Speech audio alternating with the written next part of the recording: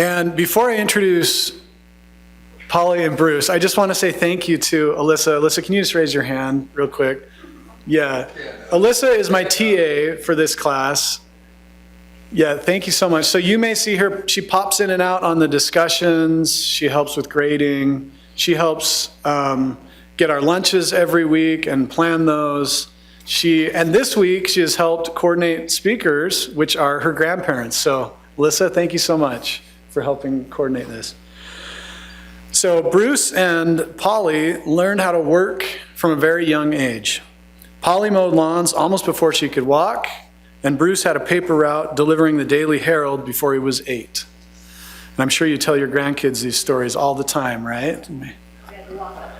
In both ways, yeah. They married while they were in high school, and after graduating together, Bruce received a scholarship from UVU and studied electrical and automation. After finishing his associate's degree, he attended BYU on a scholarship and studied electrical engineering. He attended the University of Phoenix and the College of Columbia and studied business management and accounting. He and Polly managed a car wash / gas station / quick lube facility and worked nights helping run a disco dance hall. When the opportunity arose, they started to buy the business that they managed. Throughout their 41 years of marriage, they've grown their business to include over 250 associates, some working more than 30 years, 7 convenience stores, 2 truck stops, a fuel distribution and delivery company, 5 Arby's and 4 Subway's restaurants, a finance company, a real estate holding company with dozens of commercial and residential properties. So please welcome Polly and Bruce Billings.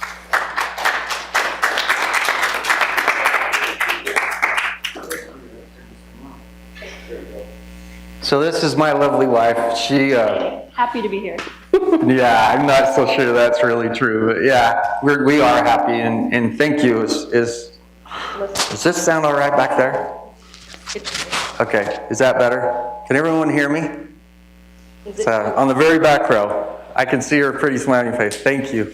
All right, so Polly. I'm the silent partner. I'll just be sitting right here. Well, she doesn't give herself enough credit, so. All right. Are the lights the way we want them? Is that okay? Yeah, is that okay? Okay, no, you're fine. We're fine. So this doesn't point or anything. It doesn't. So, I'll be honest with you. I kind of think it's cool when I look at this, and I have a business card, and I actually have, several different business cards, but as I've learned, and I guess first off is, when you have a business, at least my experience has been, is don't be afraid to hire people that are smarter than you. And what I mean by that is the more I learned and the more school I took, the more I realized how much I really didn't know. And there's so much more involved in everybody's business. You look and, I go by the Mavericks, and that's something that I've done my whole life. And you see how busy they are, and you see how the design is that they've done, and how they train their employees. And yeah, we all have challenges sometimes, but really most of the time you go in there and you have clean stores, you have clean restrooms, and so in my side of things, I look at that, and that's really hard to do. That's really hard to have enough Snicker bars in there and keep them straight and to do those things. But so the thing that when you're looking across the aisle or you're looking across the lawn and you see this business, just realize there's a lot more to everybody's business than meets the eye. So looking at each one of those entities, we do different things in. For instance, we operate our locations, and we are winding down. Polly and I are so some of these we've wound down, and we've been selling piecemeal for a few years, and pretty much right now we're getting to a point where some of the ones at the bottom is what we're doing mostly. But so looking at Billings distribution, that's subchapter S corporation. What that means is you've heard of C corporations, and I'm sure you've probably heard about an LLC, and there's LLPs, and there's the subchapter S. And when you're looking at doing a business, what you want to do is be careful and pick an entity that helps you remove some of those possible liabilities or those possible issues that you don't want to put your own home, you don't want to put your own basically livelihood and your family and put it in a position that you potentially could cause some liability issues or some legal issues for your assets, your home, your cars. And so that subchapter S, when you look at the difference between an LLC and I just call them LLC because I like the LLC instead of LLC. So it's the same as an LLC. But that one at the top, I'm the president. Okay, now the others, I'm the manager. And so when I first set it up, I don't know, 35 years ago, that's the first one. I'm like, cool, I want to be the president. So really, it was that, but also, you need to remember that each one of those, they call them pass-throughs. And what that is a company, when you do your tax returns, they all come together. And so when you're filing a tax return, it's your personal tax return, but these come in and go towards that. So a C Corp is a separate, total entity. It does its own tax return. And if you were to say, if we had a C Corp right now, and we were selling the C Corp, that taxable event, if I was to pull those assets out, pull that money out of my C Corp, the C Corp's already paid the taxes. As it's filing its tax returns all these years, it's paid a tax. And then if I pull it out, it's another taxable event for me to actually get that money out. So then on a personal level, I have to pay taxes again. And so now there's reasons to do it. There's reasons like mine to not do a C Corp. But just know, well, for instance, look at this one at the bottom. And I guess where I'm going with this is it's not hard to set these up. Okay, now you gotta be careful. You need to do them right. You need to do them in the geographic location that works for you. Now you see a lot of Delaware corporations will do these financial businesses, for instance. A lot of credit card companies pick Delaware. Well, why the flip do they pick Delaware? You read, search, look at it, see what it is, why they do that. Now I'm not telling you I know, but there's obviously tax advantages or they wouldn't do it. But AZK, Alyssa, what do you think that A is? You know, it's Alyssa, okay? And Z is Zach, he's my next grandson. And then Kate is Alyssa's sister. So you can call them whatever you want. You have to go on the state's website and look to see if it's available. But just type it in. Say, hey, cool, that's available. And just talk to a friend or talk to an attorney. Look online and get you a packet. But do it right. And if you're not sure you're doing it right, check with someone. Check with your professor. So let's go to the next slide before Bruce gets stuck on that one. On the left, you see it. Can anyone read? What does that say on the gas price? That one on the left is actually ethyl, which is the old premium. The one on the right-hand side says 27 cents. Now, okay, that's just beyond belief myself. But the first day I worked there, I was 13 years old, and I had these boots on. But what we used to do, if you look, the guy down here on the end, on the far end, he's washing the windows on that car. Now again, those cars, thank goodness, a lot of them are older than me, but we washed the windows. We checked the oil. See this guy with the hood up? We were checking their oil. So we were selling them gas for 27 cents. Now I said I worked for a gentleman. I didn't own the thing at 13, but we would actually run around, and so he wouldn't give me a job. My mom bought gas here, and I was 13, okay, but I started asking for a job when I was probably 11. And so I would jump out, and I would start washing windows. I'd get my mom's car done, but then I would go over to the next car. And so I'd start washing windows. And the guy that was working the stores, like, what are you doing? What are you doing? So every time I see, and his name was Mike, and he turned out to be a great lifelong friend, mentor, would guarantee he as we get a little later, we'll get in there, and when you start working with these oil companies, it's really hard to crack that nut. They don't want to give you credit. They don't want to loan you money. I mean, who's Bruce? You know, they could sell the Maverick. Why would they want to sell to me? And he made that happen for me. This is Polly and I. And guess who that little munchkin is? That's Alyssa's mom. Can you believe that, Liz? I can't believe that I have a beautiful young granddaughter that's 20 years old. You started. I didn't start it. It was entirely your fault in high school. I'm sorry. It was. How does your industry work? Boy, that is a. Again, I touched briefly on it. That.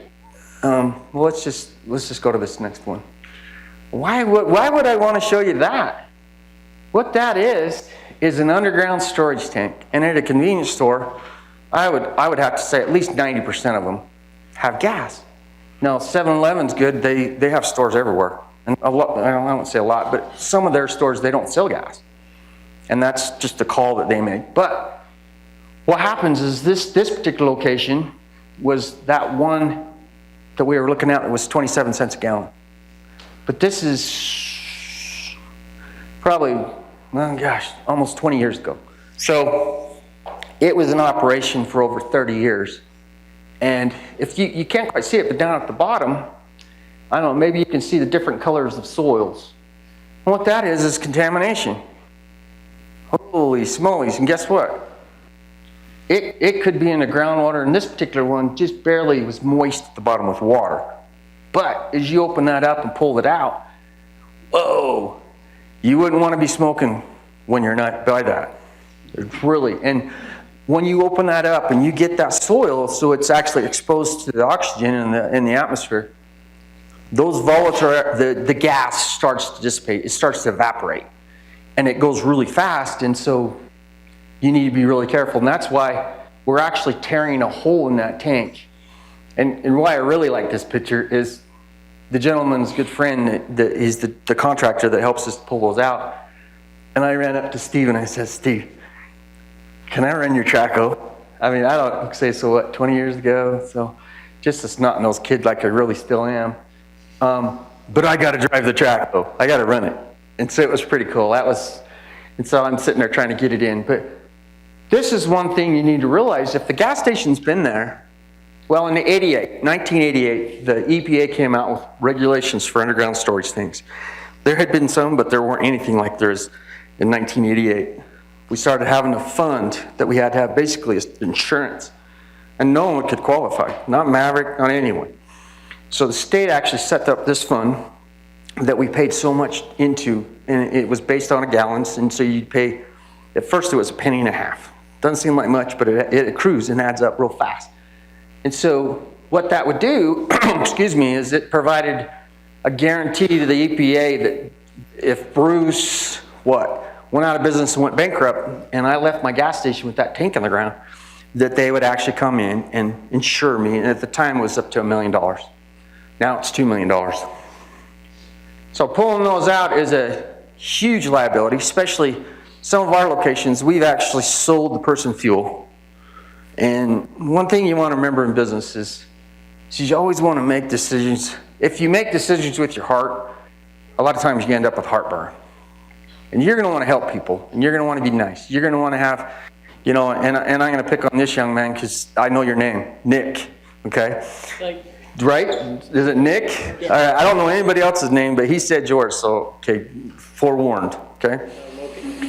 These are new tanks. Now, this isn't that same location, but if you look, they look entirely different. What those are is they're double wall fiberglass. In theory, if there's an earthquake, they settle, the groundwater comes up, whatever. That is an expensive undertaking to upgrade or even build a store. So that's one thing that sometimes it's hidden 90% of the time. Sometimes you'll see a tank above ground, but that's an expense that's not only an upfront cost, but a potential and ongoing liability for your business. And if your employees, let's go a little bit further. Well, this just is how involved in it's a site plan of a truck stop. And this was actually one, and we just barely sold it, but we had a facility in Lyman, Wyoming. It's about 42 miles east of Evanston. And I had a lot of acreage. And anyway, it's just to illustrate the different, it has the topo lines, it has where I'm going to put my underground storage tanks, it has all the easements, it has utilities and where I need to run the utilities, and then taking into account this has a really clayey soil, which when you put that tank in the ground, you know, you either put sand, you put this type of pea gravel. What do you do around that tank to make sure that that soil is not going to affect the structural integrity of that tank? And so, again, you have a lot of things that come into account. This is one of our stores. This particular one's a Provo. We sold it a few years ago. They actually have a credit union right here, if you can think. It's on the main drag up to BYU. But this is one of our transports. We operated 5 of those, and I wouldn't say it's a necessary evil in our business, but what it came down to is when we buy fuel, and we buy it wholesale, we were what they call a jobber, and a jobber allows, or when I buy fuel wholesale, I buy it from Chevron, I buy it from Sinclair, I bought it from ConocoPhillips, and I touched on briefly that those are really hard to crack those nuts. Because they don't want to give you credit. They're like, okay, I'd hand them my balance sheet. Everybody knows what a balance sheet is. If you don't, you're going to learn really fast. And they're looking at my balance sheet and I'm like, what do you have that's going to warrant me or warrant us to give you any type of credit? And I'm like, well, at one time we bought a Chevron, and actually, so again, just backing up just a hair, we had 5 of those transports. We had drivers, truck drivers are interesting, good people. One of the 30-year-old people, or 30-year people that were with us for 30 years was one of our truck drivers. Never had an accident, never got a speeding ticket. We paid him as much as we could. I paid him by the mile. I gave him a bonus because he didn't get an accident. He didn't have a ticket. He didn't have... Sometimes you go into the refinery, and we had to have a $5 million policy of liability policy every time that truck would roll into that Chevron terminal. Basically in Salt Lake, there on North Salt Lake, basically, he would pull in, and that thing was pristine. Now Chevron uses a little more for the gas, but when I buy him fuel, I try and focus on Chevron. Been there, done that, and I know what happens on the other end. That's why I buy Chevron. So that truck has it's a potential bomb. When you're putting fuel in the ground, the truck doesn't have any airspace in that tank. Now again, depending on where we're going, what we're hauling, diesel weighs more than unleaded, premium weighs more than unleaded. And so we could put various amounts in those different compartments of those tanks. But when they actually put the fuel in the ground, we have a coaxial hose. So if you can look, you can see the hoses coming off. And but that would go in the tank, the fuel does, the liquid. But then there's another one that's hooking up onto the top, and all those vapors are coming out. Now, particularly in Salt Lake, they don't particularly like it when you have vapors going into the air. You go by and they're delivering fuel, and you're like a block away, you can smell it. You're like, ooh. You know what that does to the PM10 levels and the carbon monoxide levels? It just throws them out of whack. And if they're anywhere near an EPA sniffer up there, then they flunk. But so, that tank, when it's going back to the refinery, is full of fumes. That's it, that's all that's in there. Well, gasoline's flammable, fumes are explosive. One of the things, 3 years ago, and I'm sorry, I'm going to run out of time really fast, but we had a driver, middle of the night, he's headed south on I-15, about 72nd south, and maybe you heard of it, it shut the freeway down for a day and a half, but that driver liked to drive in the middle of the night. Didn't have the traffic, but there was a young man, wasn't paying attention, he's falling asleep. His mom was actually behind him, trying to get him to wake up. They were headed back to Alpine where he lived, swerving back and forth. And Mike saw him. Mike drove part-time. He's actually a hired patrolman. And thank goodness, honest to goodness, that it was Mike that was driving that truck and not any of my other drivers. Because Mike was the only one that could get out. The others wouldn't have been able to get out of that truck. This driver, this young man, hits the median, comes sliding back, hits the actual Jersey barrier on the other side, ricochets in, hits the fender on my truck, pushes it against the tire.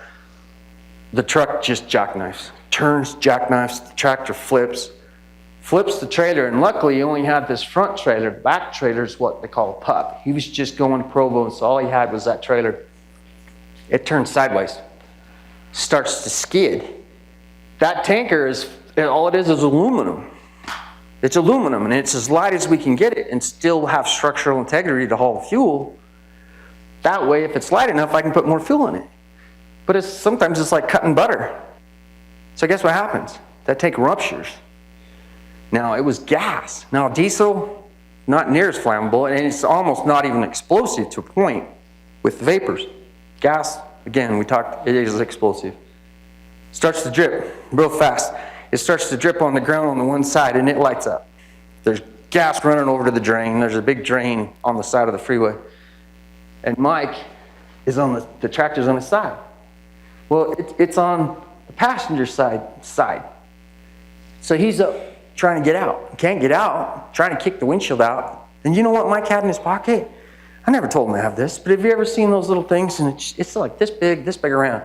It's got a little bead on the end of it, and you pop that on glass, shatters. And the other side of it is like a razor blade. And again, if I get emotional, sorry. So he had on the other side of it was that little razor blade. You know what that razor blade did? Nick, it cut seatbelts. Your seatbelt's cut like that. So he cuts the seatbelt, boom, falls down, smacks the other side of the truck. And now he's on trying to get back up because now he's trying to get up to the window to get out. So, bam, breaks the window, climbs out on the truck. He's looking over there. The car that this young man's stuck in is almost dripping gas on him. And he can see it. He said, Bruce, it looks like a little campfire. I'm like, ooh, it hasn't. And luckily it's full of liquid, okay? There is some, but it's liquid because we're going to deliver the store. Well, anyway, he jumps off the truck, runs over there to that to that car, bam, breaks the window, grabs the kid, drags him out. His mom's coming running up. She's freaking out because she sees the whole thing. She's right behind him. Just as he gets to the side, whoo, truck goes up. Everything's on fire. His car, that ends up looking like the trailer just looked like a pile of melted solder. The truck, you couldn't even tell the truck was there. So that is something. When I showed you that was MB trucking, you don't want that thing affecting your stores. Now, if you do anything fraudulent, if we had done something illegal, anything like that, it pierces the corporate veil. Meaning, you do something criminal and you're doing it in your company, it doesn't matter if it's an LLC, they're coming after you and they can get everything. But that own payroll, own checking account, okay, it did come back to us through on a tax at the end of the year because it's a pass-through. So, potential liability, something that's, you look at it's not like selling a Snickers at that convenience store. You got to deal with that side. What are some of your successes? Well, and this is the honest truth, I am so fortunate. My wife got the raw end of our marriage, okay? She's a saint. She doesn't give herself credit. That's my business biggest success. Here's some of our other ones. I bought this store in Provo. Again, it was a store that guy didn't pay me. Okay, it was too nice. Making decisions with my heart. Because you know what happens if you don't sell a guy fuel? And he runs out, store's closed. Sorry. He can try and still sell Snickers, but no one's going to come in. So I gave this guy way too long a leash. Every time this store, when we remodel it, this is after we bought it and remodeled it, it did, it sounds like a lot, but 200,000 gallons a month is, a good store. Mavericks are twice that, okay? A little store, maybe 50 or 60,000. Some of these little stores you see in town. So all of a sudden, you sell them, and I can haul in 10,000 gallons. So you sell them 20 loads, 10,000 gallons. Look how much it is now. That wasn't quite that much, but it could easily 40, 50,000 a day, okay? Well, you sell them 7 days worth of fuel. I have to pay 10 days to the oil companies. And if I paid them in 10 days and made it every single time. Guess how much they gave me off? 1%. Now, that doesn't sound like much, but it was a prepayment discount, or early payment discount. Do you know how much 1% is in our business? You think about it. 1% doesn't seem like much, but the banks, all these little finance companies, it is a fortune. And in our business, that's a fortune. So I give that to them. I actually gave that to my dealers to try and get them to pay me on time. Because guess what? The oil company, I have to pay them in 10 days. Well, what happens if Nick doesn't pay me? Well, Bruce has to have money from somewhere. Because you know what? What happens if the oil company that day, they smack me on an electronic funds transfer? Boom! They hit the switch on the computer and I can't buy any fuel. Okay, now, maybe it's a phone call after all these years and I have, some credit with them or some goodwill. But that guy got into me. And I'm looking at him like, oh my goodness. You know what? Do I even dare tell Polly? And she's going to find out in a couple of days anyway, because she's in the office doing all the books. But I had to double down. What that meant is when I branded him Conoco says, here, Bruce, you know what? We're going to help you brand this guy. We're going to give you some money. But if you don't do it for at least 10 years, you're going to have to pay us all back. I'm like, okay, so I'm signing a contract for 10 years. Well, what happens if this guy ditches me in 2? Conoco's like, we don't care. That was your fault, Bruce, because you did the deal with him. You're still paying us.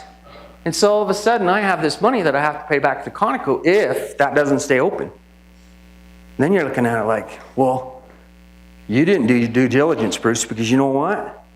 You shouldn't have given him any credit because you know what? He had a first, a second. He used this thing as a piggy bank, got a third on it. Meaning he'd borrowed money 3 different times, had 3 different people that had a security interest in that store. Meaning he could go in there, those people could go in there and foreclose. So then I'm looking at him like, well, how much is this stupid thing worth? And then you're running out, okay, I got to buy the first, I got to buy the second, I got to buy the third. And so what it was is it worked out that I called up the bank. There's a bank in Nebraska, if you can believe that, had the first. And they'd actually filed a notice of default, meaning he wasn't paying them either. Okay? They'd already filed the notice of default, meaning they could go in and almost foreclose tomorrow because the time period you have to wait was already passed.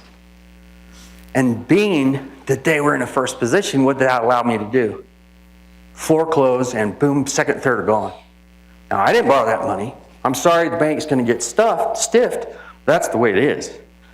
So I went in there. I told you I called up the Bank of Nebraska. I bought the note. I didn't go in there and say, here, sell it to me and give me. I actually bought the note that this gentleman had signed with the bank. Those are fungible. I mean, they could sell them to anybody they want. Just like your house, young lady. I'm sorry. I'm going to pick on you. If you have a home and you get a loan from the bank, do you know that bank can sell that note that you gave them to anyone they want? So all of a sudden, you're going to start paying. And it's the same terms. They're not going to change. They're not going to kick you out. They have to honor that contract just like it was when you signed it. But that bank can sell it, and most of them do. They'll sell that note to get cash, and then they don't have to worry about you paying them for 30 years. So that's what I did. I foreclosed on this guy. Threw out the second and third, took his store, started to remodel it, and you know what else I did? Because it pissed me off, is I could sue him for the deficiency. So the note, let's just pick a number. The note was $1.5 million. And when I foreclosed on it, no one showed up for the foreclosure auction, and I bid my credit bid, meaning I can bid whatever I want. But if you come in and you want that store more than I do, then you're going to bid more. So then we keep going. And there's a number where I can go to that eventually, if it keeps going above that number, I'm going to let it go because I'm getting money. But then it also starts to pay the second person. If it gets through that, it starts to pay the third person. And so that number was what the value of the note said. Okay? Not what I bought it from the bank for, because the bank was so happy to get rid of that. They were in Nebraska. They had 4 banks. Do you think they wanted a gas station with old tanks in the ground? Oh my goodness, the banks do not like old gas stations because that is a can of worms out there in the ground. So that's how I got that store. I had fun doing it. I learned a lot from doing that. But you know what? I also had a really good attorney. I am not taking credit for being able to do that. But you know what? He is a lot smarter than me. My accountant's a lot smarter than me. And that was fun. That's not work for me. I like doing stuff like that. And 15 minutes left. Oh my goodness. Real quick, this is our store in Payson. Let's get to the franchise. Franchises are fun. I've been a franchisee of Arby's for 35 years. Oh my goodness. I had to go to Fort Lauderdale and go to Arby's school. I had a bunch of gas stations. Why am I going to Arby's school? I looked at it and there's plenty of people that would want to come in and lease space in my stores.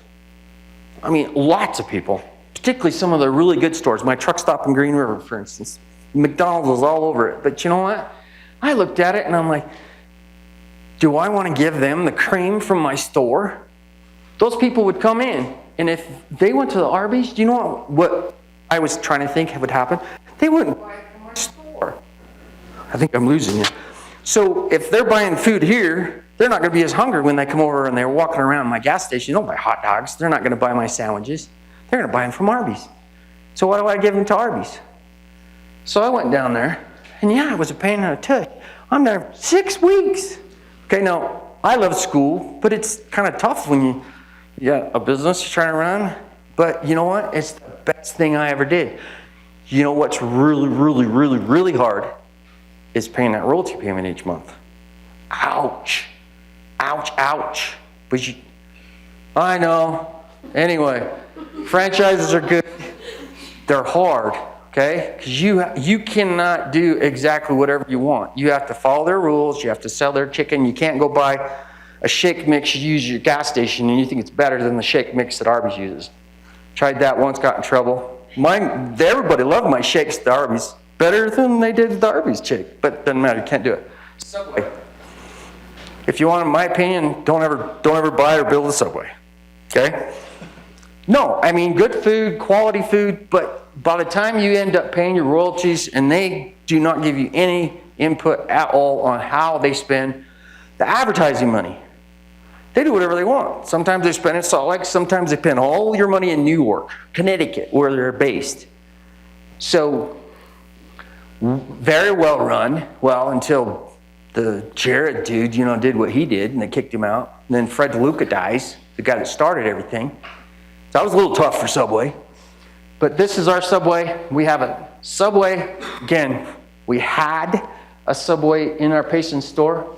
And right over here on the other side was an Arby's in the same store. And then we owned the gas station. And what that allowed me to do is I could have one manager that ran everything.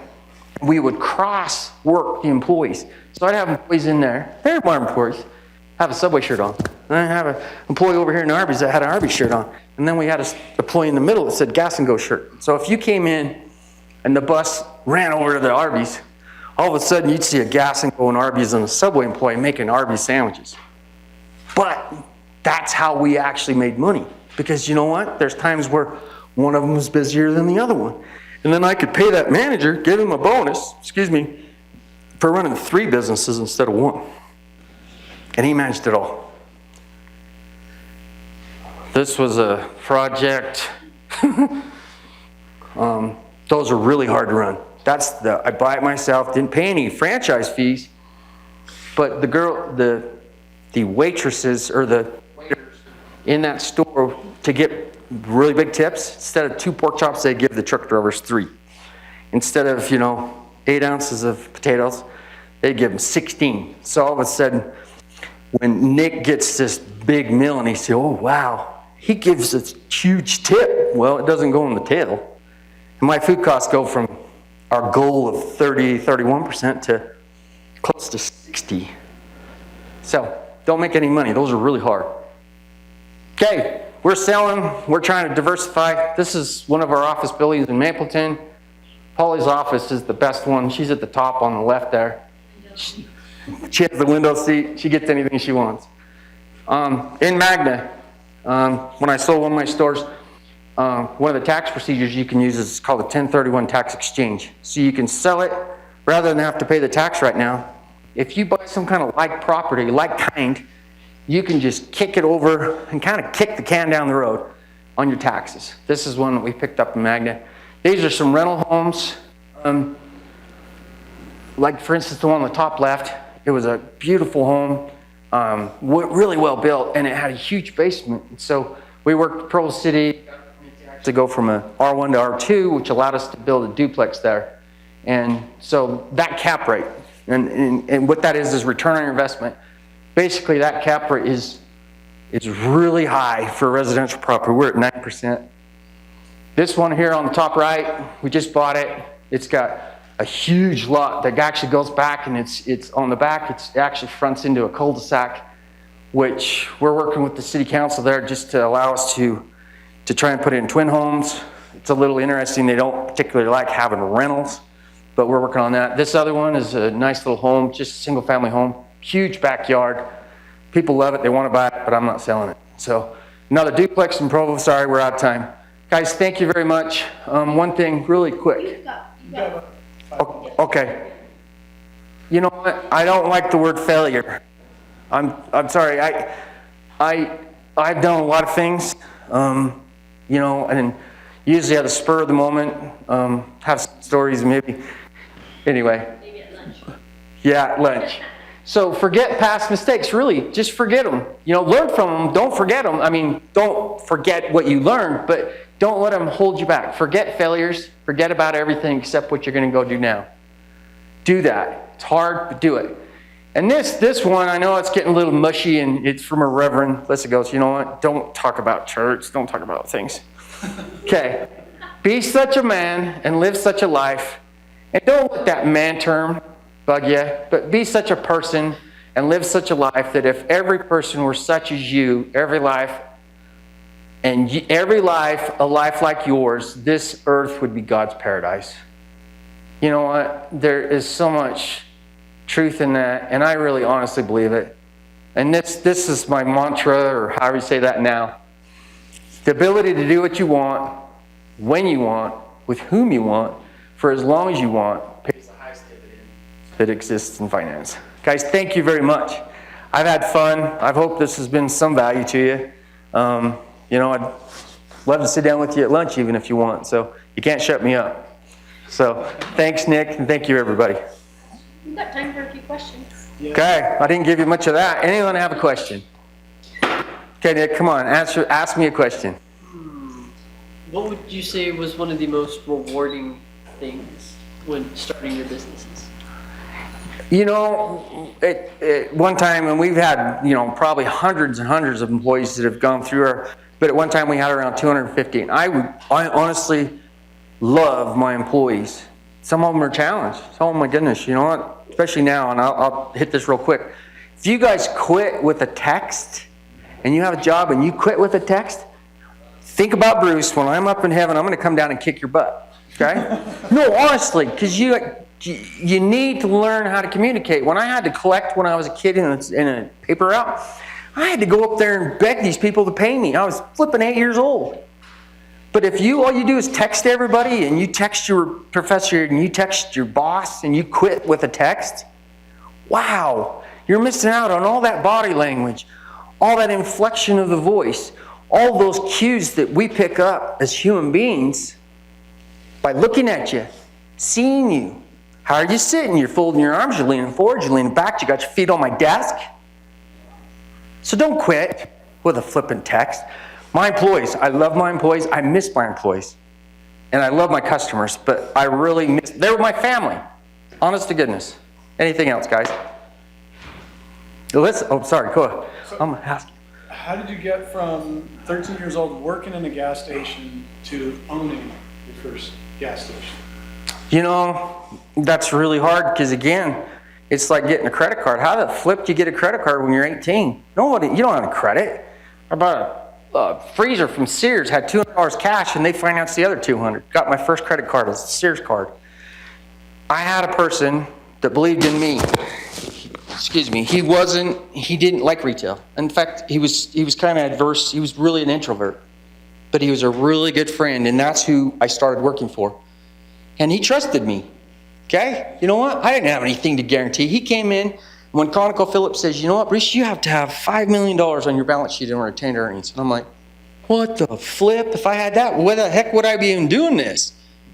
So he signed it. He helped me. He actually made it possible for me to make that jump from going from washing cars, busting our butt, burning my arm every day on a filter trying to get it off some stupid Mazda or a Nissan Maxima, worst car in the world, to try and change the oil filter. And that's the jump. And then not afraid to work. Trying to learn as much as I could. It was a challenge for me to sometimes sit in a room like this and really learn and listen. But you have to, guys. You've got to have that little piece of paper. You're here. You know that. That's why you're here. Finish it. You know what? Doesn't matter. I said too bad to listen all the time. Too bad. It's so hard. Grandpa, it's so hard. Too bad. Too bad. You know what? And if you think life's going to be fair, honest to goodness, guys, it's not fair. No one's guaranteeing it. Why is it supposed to be fair? I'm sorry. That sounds bad, but you know what? This is a meritocracy. This isn't a democracy. It's a republic, but it's you have to go out and work. Somebody has to pull the wagon. Somebody in this, the government doesn't create wealth. You know what? They think they do, but when the Federal Reserve puts an entry on their balance sheet saying, okay, now the government owes us, and that's the generation of the money, holy cow. That's the definition, and excuse me for this term, fart money. Okay? At some point it's a fart, all it does is make noise and stinks. Okay? Remember that term. It's getting kind of crude when you're telling your bishop that. But anyway, guys, you know what? I could go on all day, and I really do appreciate it. Thanks for listening to me. Thanks for letting us come, and I want Lisa to know how much I love her and respect her, and she is the greatest thing. And it's not because she's my granddaughter either. Thanks, guys. Thanks, Bruce.